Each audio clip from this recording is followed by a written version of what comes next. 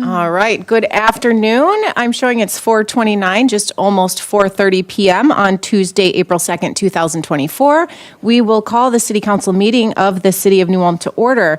At this time, item number 1 is the consent agenda. Councilors, what are your wishes? I'll offer a motion to approve those. Second. Thank you. We do have a motion and a second. Any additional discussion? Those in favor signal by saying aye. Aye. Opposed? That motion does carry. Item number 2.1, transfer of a tobacco license and off-sale 3.2 malt liquor license. I'll offer a motion to approve the transfer of tobacco license and off-sale license 3.2% malt liquor license from Apple Green Midwest LLC to Capel Retail LLC, DBA Express Lane at 627 North Minnesota Street for the period beginning April 15th, 2024 and ending June 30th, 2024, subject to compliance with all city and state requirements. Second. Thank you. We do have a motion and a second. Any additional discussion? Those in favor signal by saying aye. Aye. Opposed? That motion does carry. Item number 3.1, under reports from officers, board, and commission, we do have a temporary parking arrangement for City Center apartments. Mr. Schnobrick. Thank you, Madam Chair, members of the City Council. The City Center Apartments is located at 115 South Minnesota Street. The building consists of 3 floors as well as a ground floor that's devoted to park. The total number of parking spaces in the building is 37. Currently, they're experiencing some problems with the surface of the floor, the parking floor, and they need to make some improvements. They need to replace it. And in order to do that, they have to remove all of the parking that currently takes place within that space. And so there's a need to find approximately 38 parking spaces in the vicinity of the apartment building for a period of 5 to 6 days, sometime in May of this year. And so what the owner and staff have looked at and would propose to the council is that, first of all, there are 16 off-street parking spaces that could be used for this purpose. The remainder of the spaces, which is 22, 16 of those would be diagonal spaces on South Minnesota Street. There are already 12 diagonal spaces in that location, so the owner is proposing to add 4 more diagonal spaces in an area that is used for parallel parking, and then 6 parallel spaces would be provided on 2nd South Street on the north side or the building side of the street. Now, this would be for 24 hours, so this transitions from being public parking to becoming private parking for that time period. There are 2 conditions that staff would recommend. One is that the owner will be responsible for notifying the city of the dates for the repair work and change in parking, and a 1-week notice would be provided to the police department and to the city manager's office. And the second thing is that the owner would be responsible for any signage requirements associated with the project. That would conclude the staff report. The owner is present if anybody has any questions of him. Great. Thank you, Mr. Schnobrick. I really don't have any questions. I mean, it's a temporary 5 to 6 delay. Otherwise, these cars will be parked all over. The police department would have a heyday with cars, 24 hours parking in those 2-3 hour, whatever it is. If no other councilors object, I'll offer the resolution approving temporary parking changes at City Center Apartments with the stated conditions. I'll second. Thank you. We do have a motion and a second. Any additional discussion? Director Jorgensen, please call the roll. Counselor Mack? Yes. Counselor Christian? Yes. Counselor Schultz? Yes. Counselor Warmka? Yes. And President Becker. Yes, that motion does carry. Item number 3.2, City Charter Commission recommendations amending the Home Rule Charter. All right, Mr. Dalton. Council President, councilors, before you is setting the public hearing date for Tuesday, May 7th, 2024, to approve or have final consideration of the charter amendments. There were only, excuse me, 3 sections this round for changes and mostly cleanup language, nothing too major. The first section was section 22 for boards, commissions, and departments, and that one was simply removing fire department and police department from the following departments, or the city shall have these following departments, because the fire and police department are called out in other sections as being departments of the city. Section 32 was vacancies. We removed a lot of the language for conviction of any crime greater than a misdemeanor, and put in there removal by operation of law pursuant to state statute, just so we're consistent. And there was language in there for change in official's resident location outside the ward, represented by the official. We removed that piece, and I know our city attorney can delve into that a little bit more, why that specific clause was taken out for the wards. Go ahead. Yeah, Council President, Mayor, members of the council. State statute controls when vacancies are created in municipal offices, in any local elected office. And state statute provides that vacancies in the case of a city are created when the councilor ceases to be an inhabitant of the city itself. So in the case of this charter amendment, were it to be adopted, it would come into compliance with state statute. And in the case that a council member would cease to be an inhabitant of the ward but still be in the city, the council member could continue serving through the end of the term, although they certainly could not run for re-election from the different ward. Makes sense. Interesting. If many of us remember, there was a counselor quite a couple decades ago that actually had to leave the office because he bought a home in a new ward and he had to resign. So I think he sat in your chair. That's right. Okay, and is that, that covers everything? No, and then the very last section, section 75, city manager powers and duties, specifically calls out the department heads that the city council would approve, and that would be the city engineer, the finance director, and the human resource director. Fire department is covered in another section, and police department, or police chief was covered in the police section. Thank you. And then I believe that there was a message individually sent to each of us confirming our attendance at this meeting on May 7th.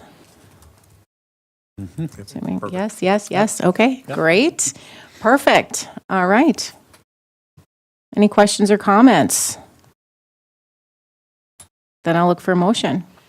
I'll make a motion to receive and conduct the first consideration of the city charter amending ordinances, in addition to setting a public hearing date for Tuesday, May 7th, 2024, and directing public notice of the hearing to be published pursuant to the statutory requirements. Second. Thank you. We do have a motion and a second. Any additional discussion? Those in favor signal by saying aye. Aye. Aye. Opposed? That does carry. Moving on to old business, item number 4.1, MnDOT Office of Aeronautics Grant Agreement. Mr. Stadheim. Thank you, Madam President, City Councilors. Just brief background on this. On April 13th of last year, you approved Task Order 2020-03, which includes all necessary pre-construction items related to the AWOS relocation process at the municipal airport.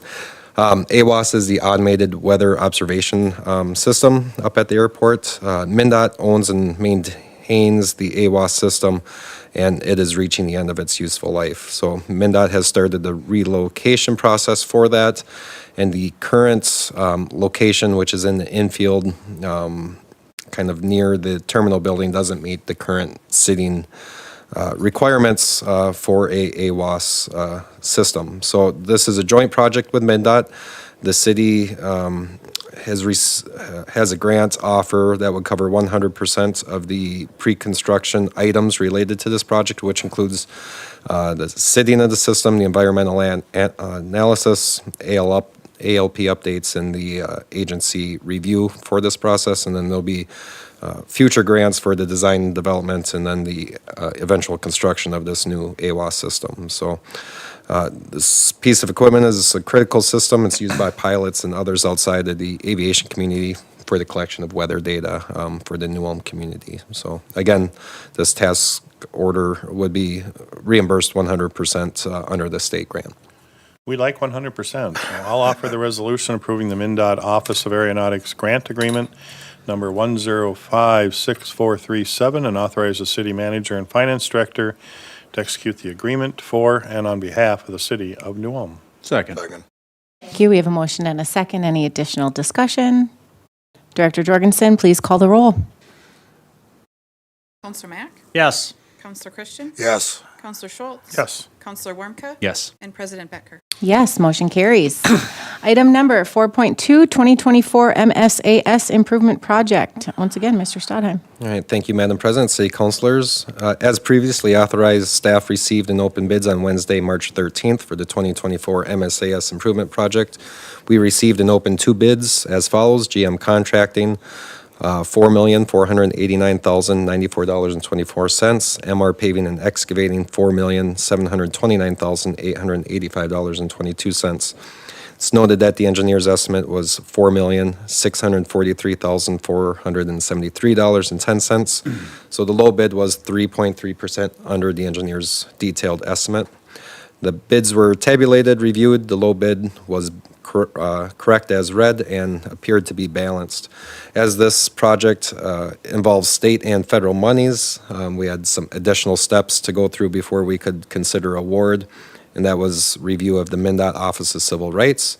MnDOT, that Office of Civil Rights has authorized us to award the contract and to move forward. So based on results of the bid opening, it's a 2024 bonding need for this project of $1.36 million, and with a total bonding need of $3.82 million. The abstract is included for reference, and then the recommendation letter from Bolton and Mink on this project as well. So I'd be happy to answer any questions. Thank you, Mr. Stadheim. I don't have any questions. Motion to award the contract for the 2024 MSIAS Improvement Project to GM Contracting Incorporated in the amount of $4,489,094.24. Second. Thank you. We have a motion and a second. Any additional discussion? I'm just happy to see at least we got a couple quotes, and sometimes we only get one bid. So An underestimate. Yes, 3%. Yes, excellent. Any additional discussion? Those in favor signal by saying aye. Aye. Opposed? That motion does carry. Under new business, item number 4.1 is an agreement for audit services. Counselors, we went out for RFPs for the audit services as requested by council. We were trying to do that every 5 years or so. This was actually a 6-year break. But we received 3 bids. 2 of the bidders did not even bid on the EDA audit, which we need to have done. So luckily, Abdo, the low bidder, actually bid on the EDA audit, as they've done for many years. So staff recommends going with Abdo even. You can tell inflation has hit this service as well. The last 5-year bid was about $100,000 lower than the current 5-year bid, even though they are the lowest. So staff, like I said, recommends going with Abdo again. We've used them in the past. They've always done a good job being here to present and things. I have no issues with that. I'll go ahead and make a motion to approve a 5-year agreement with Abdo to perform audit services for the City of New Ulm, New Ulm Public Utilities, New Ulm EDA, and the New Ulm Fire Relief Association for the audit years beginning fiscal year end 2024 through 2028. Second. Thank you. We have a motion and a second. Any additional discussion? Just maybe a question for our city attorney, since he's present today. One of the bids was not the lowest bid. Is there any concerns on your end if we didn't, approve what's recommended? Councilmember, no, for professional services like audit services, those are excluded from the municipal contracting law, so there's no requirement to go through competitive bidding or to award to the low bidder. Just want to make sure. Thank you. Just to speak to that a little bit more or less, the city bid was higher on the ABDO than the other, but we can't really separate the city and PUC. They kind of have to go hand in hand, but in total, ABDO was less than everybody else with Everybody the else, city and anyway. PUC. Okay. Yeah. Just want to make sure we're, got everything covered. Any additional discussion? Those in favor signal by saying aye. Aye. Opposed? That motion does carry. On to number 5.2, MnDOT Office of Aeronautics Grant Agreement for Grounds Equipment. Mr. Stadheim, back to you. All right, Madam President, City Councilors, this grant agreement is with the state of Minnesota, and this would cover 70% of the cost of a new grounds mower at the airport. This new mower would replace a smaller ride-on mower that is currently used at the airport, specifically around the buildings and around the airfield lighting. The existing mower is aged and is undersized for the needs that we have at the airport, so the new mower would be larger.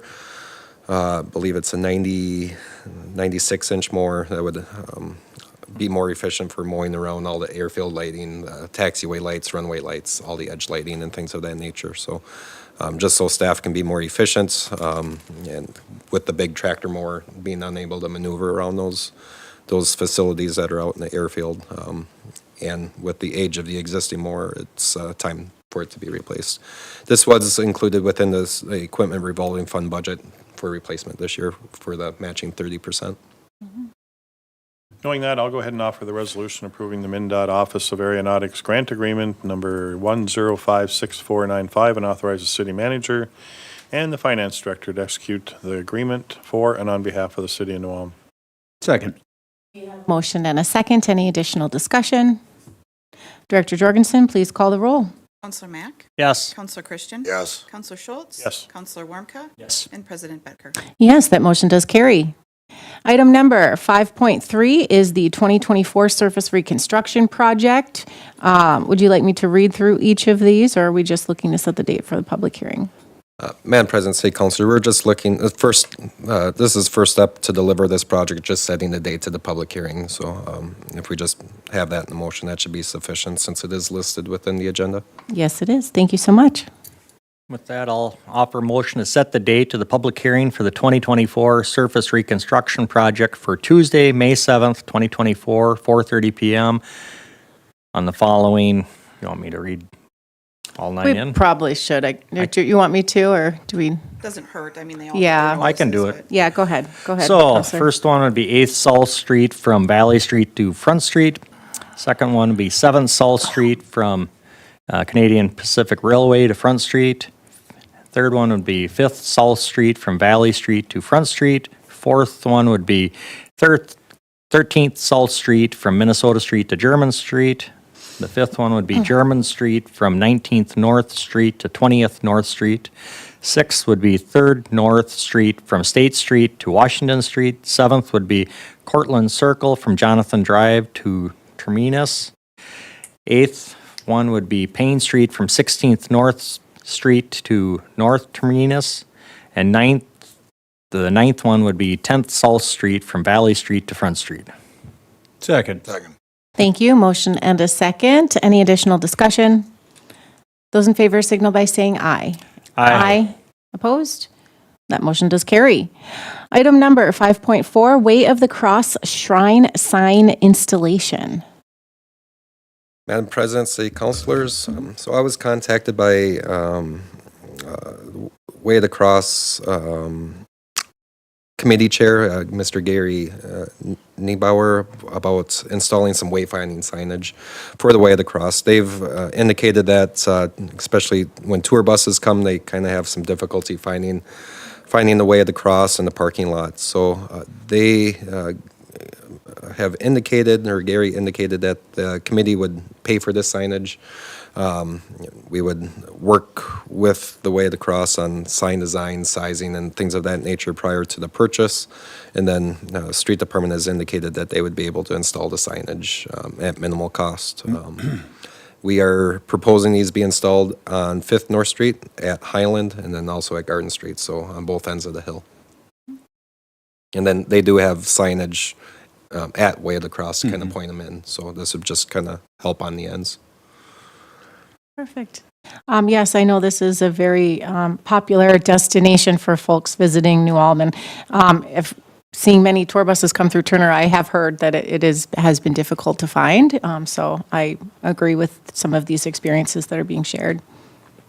Nope, I'm supportive of more signage, so I'll offer the resolution authorizing the installation of wayfinding signage for Way of the Cross Shrine along 5th North Street, near Garden Street, and North Highland Avenue. Second. Thank you. A motion and a second. Any additional discussion? Director Jorgensen, please call the roll. Counselor Mack? Yes. Counselor Christian? Yes. Counselor Schultz? Yes. Counselor Warmka? Yes. And President Becker? Yes, that motion does carry. Thank you. Item number 5.5 is bid award replacement of front door for Minnesota Music Hall of Fame. Mr. Zabel. Madam President, councilors, this is to replace the storefront at the Minnesota Hall of Fame, the glass on each side and the door itself. We solicited, sent out for bids. We received 2. And the problem coming into here is all the decorative metalwork in the glass and the door has to be replaced. The one bidder bid that in, and that's why the higher price. The other bidder did not take that into account, called them on that, and they said they would not be putting it back in. They didn't feel comfortable doing it. So that's why we're at the higher bid. I'll make a comment to that. If anybody goes over and looks at those doors on our Music Hall of Fame over there, very unique to New Ulm. I mean, the set that was done on the upper part 12 to 15 years ago, I think that was over $15,000 or $18,000. So I'll motion to accept the bid award for replacement of the front door at the Minnesota Music Hall of Fame in the amount of $11,750.12. I'll second. Thank you. We do have a motion and a second. Any additional discussion? Those in favor signal by saying aye. Aye. Opposed? That motion does carry. Item number 5.6, ordinance number 2024-2BD, first consideration, section 1, definitions, general provisions on ward precincts and boundaries. Nicole. All right, Mr. Scott. Yes, hello. Council President, the next 2 items on your agenda are the next steps after the city staff spent a lot of time last year updating the city's zoning regulations, particularly as they relate to auto-oriented businesses. So the first ordinance on this agenda that we're going to talk about is an administrative citation program. It would establish a new program for the city, and it would be located in in chapter 1 of City Code. And it would actually, we've drafted it to be applicable to multiple different city code sections. And I guess before I get to the procedure and how this would work, I do want the council to know that we worked with staff closely on this, and there's really 3 principles that we were trying to honor with this ordinance.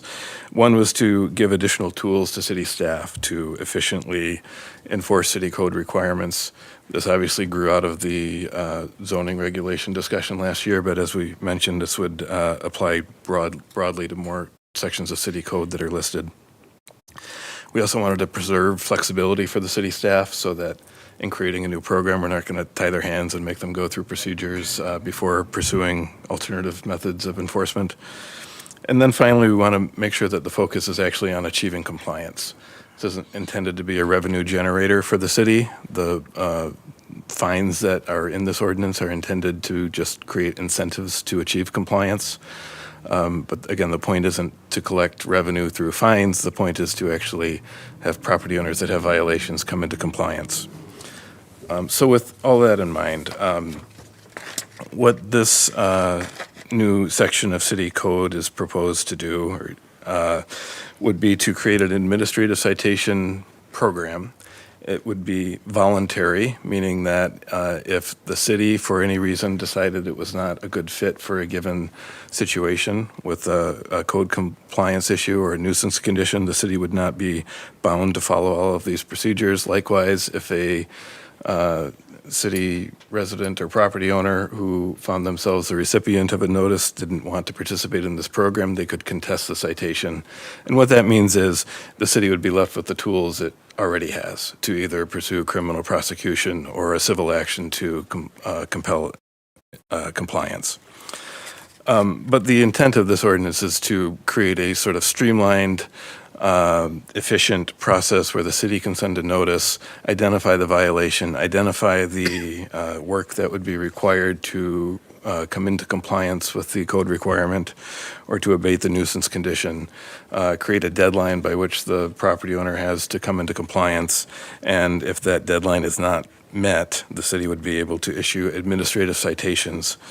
Procedurally, the way it works is first there would be a notice to the property owner, as I said, containing those the code violated and the condition that needs to be corrected. A deadline.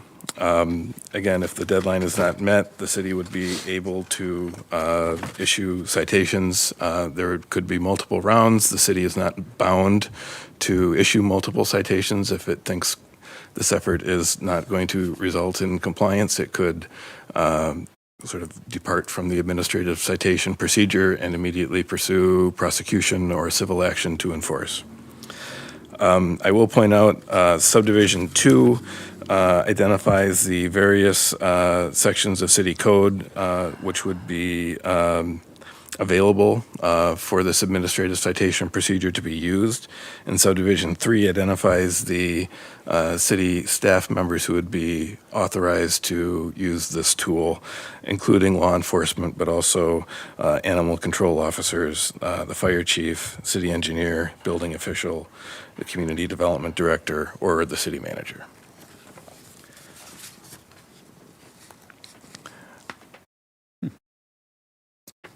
There is protections here. As I mentioned, this is a voluntary program, again, intended to provide an efficient way to achieve compliance. I understand from the city manager, the expectation is that the vast majority of individuals who might receive a notice under this provision would be expected to come into compliance.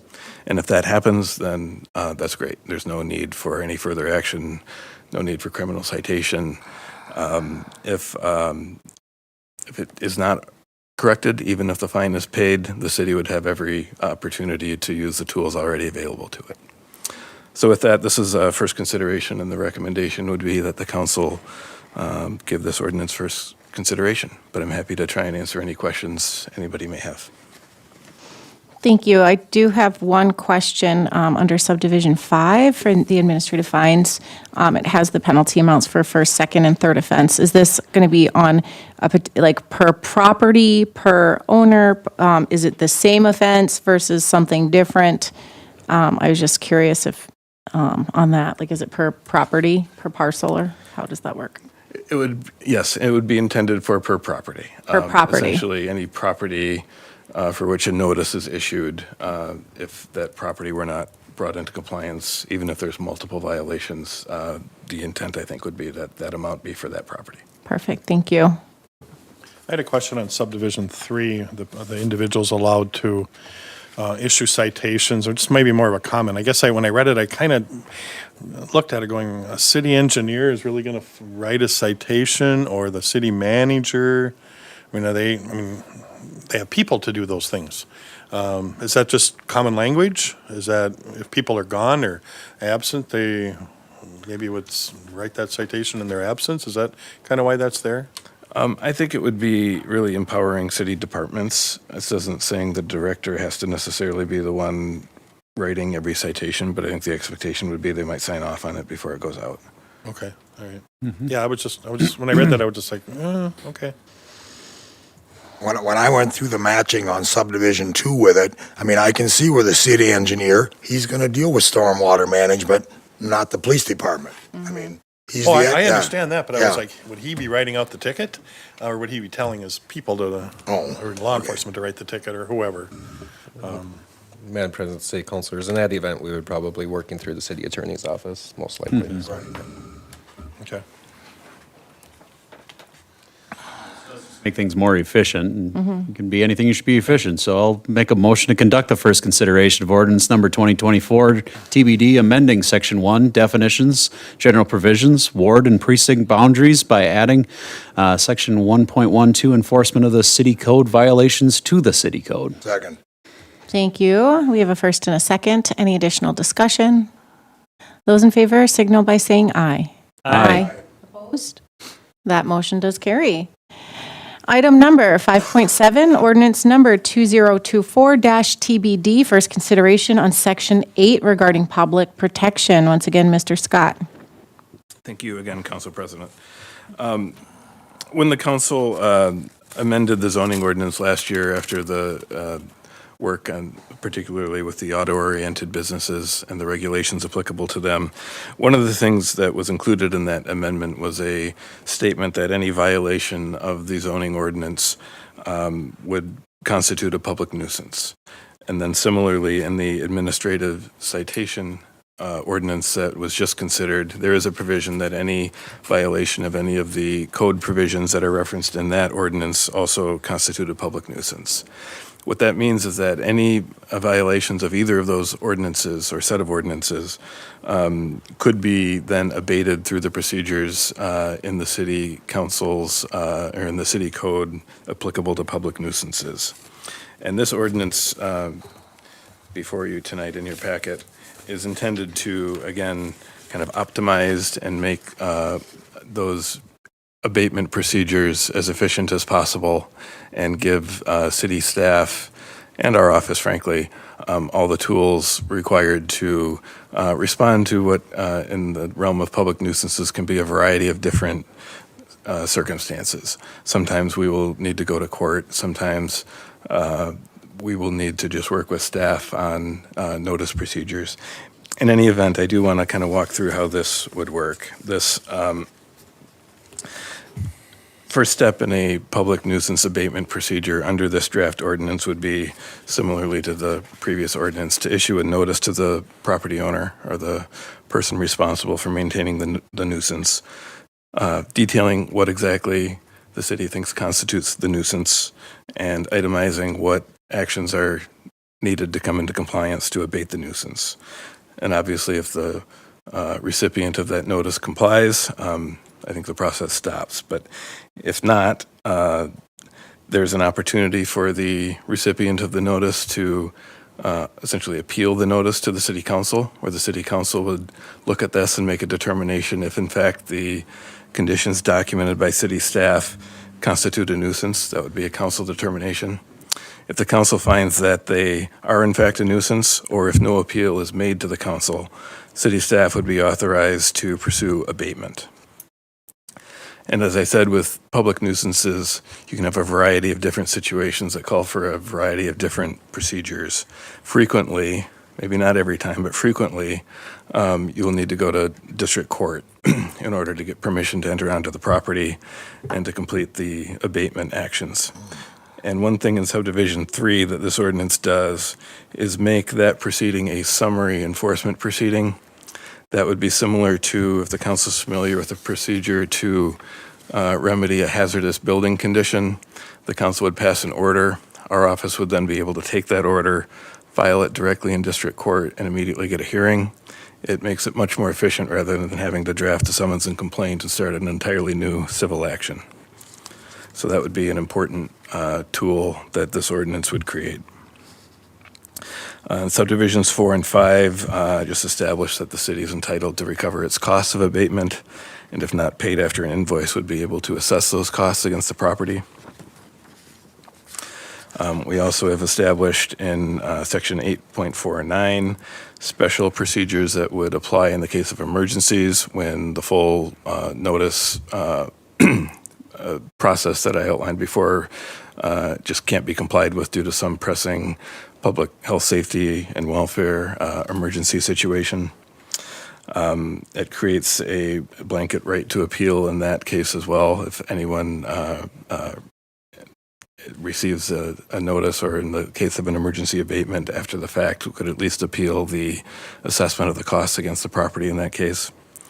And then finally, Section 8.50 just provides that in the case of a major abatement, as we've defined, which would be an abatement that would cost at least $5,000 to complete, all of those abatements would come, all of those nuisance declarations would come to the council in the first instance. So whereas staff would be able to initiate that procedure for less severe cases, in major cases, the council would be on the front end of this, declaring the public nuisance before any abatement would take place. I will say this is a ordinance that our office has drafted and used in other cities as well. And we have experience, and I think we would certainly attest to the effectiveness of this ordinance and recommend that the council give it first consideration. And again, I'm happy to answer any questions. Thank you, Mr. Scott. Your last comment answered my question. Thank you. It was what was on my mind as well, and I know that we've talked through this many times at many work sessions and things like that, and I think we all have been pretty clear on, what we're looking for, and I think the work that they've done on this and worked with staff to bring back is pretty solid, so I will say that. I'll offer a motion to conduct the first consideration of ordinance number 2024 TBD, amending sections 8. Public protection is hereby amended by adding sections 8.48-8.50 to the city code. Second. Thank you. We do have a motion and a second. Any additional discussion? Those in favor signal by saying aye. Aye. Opposed? That motion does carry. Thank you, Mr. Scott. Item number 6.1 is report of claims paid. I'll make a motion to accept the list of claims paid in the amount of $4,034,709.85. Second. Thank you. We do have a motion and a second. Any additional discussion? Those in favor signal by saying aye. Aye. All right. We do have no additional business to cover today, but I did want to just briefly introduce someone that is going to be interning with us at the city here. Her name is Katarina Rezovich.